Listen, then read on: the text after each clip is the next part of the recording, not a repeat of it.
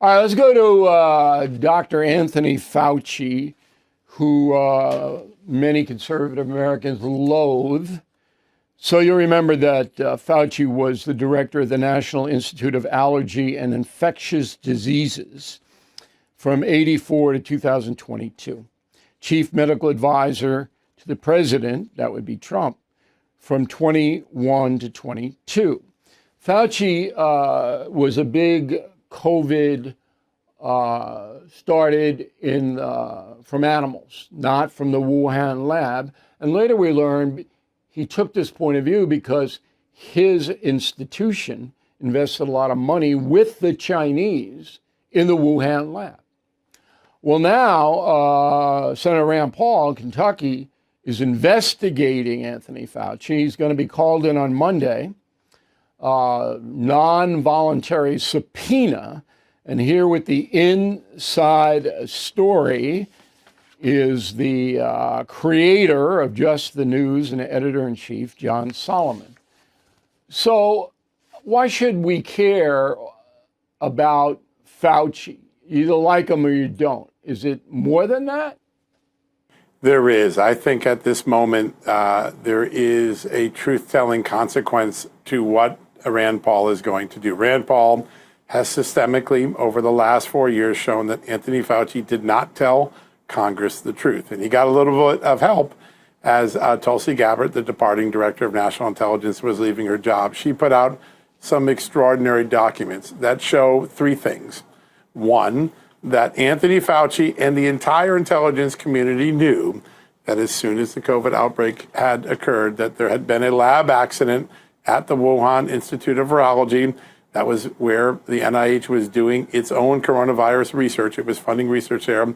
And that some of the scientists at Wuhan had gotten sick inside the lab. That is prima facie evidence that this wasn't a natural creation disease, but actually something that emanated from dangerous research at a lab that Dr. Anthony Fauci was funding the research for.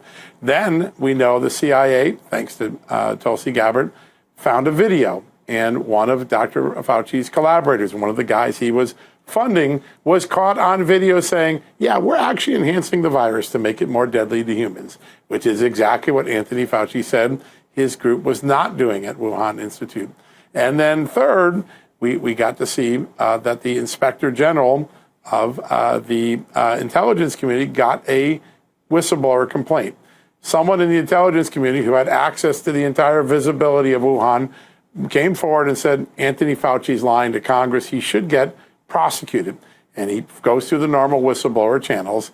And then the Biden administration catches it and kills it. Instead of allowing it to go to the Inspector General, from the Intelligence Committee Inspector General to the chief watchdog at Anthony Fauci's agency, they send it to a political appointee and they kill it. They send it to Secretary Becerra. So they buried the whistleblower complaint. They did. Is this, and they protect Fauci. Is this like Comey, just perjury?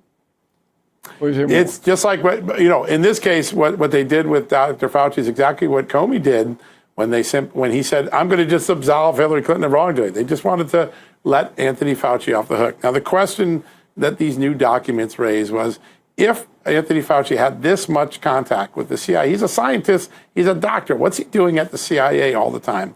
I think there are some broader questions that Rand Paul wants to get to.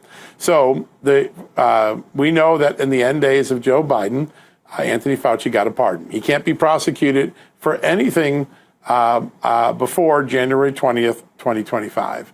But if Rand Paul puts him on the stand next week, as he's going to compel him to do, and Anthony Fauci does not tell the truth this time in the body of evidence that's there, he could be instantly prosecuted by the Trump Justice Department.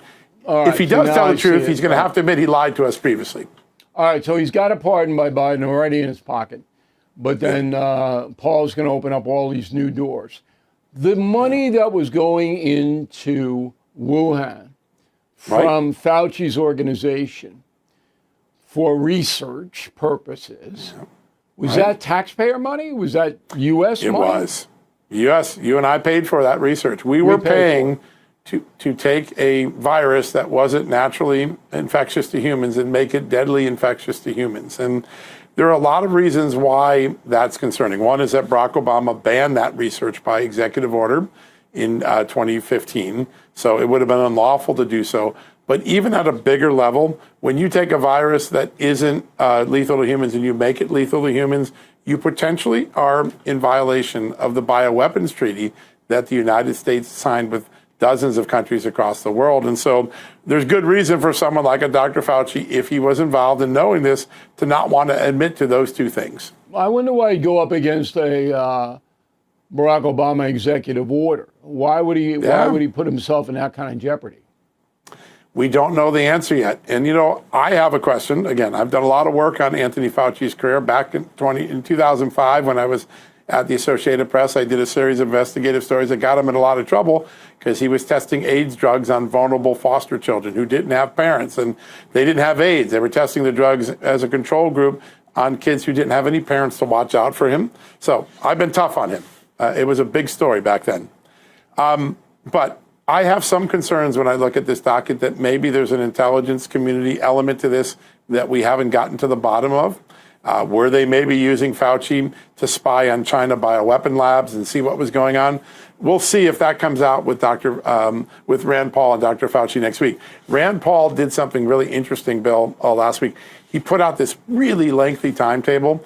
And there's just so many contacts between Anthony Fauci, a doctor in the CIA, that you don't normally see in the intelligence community. It does raise the specter of whether he was working on some sort of intelligence project with the CIA or someone else. That may not be the case, but I think it's something worth exploring. Well, that's what Gabbard thinks.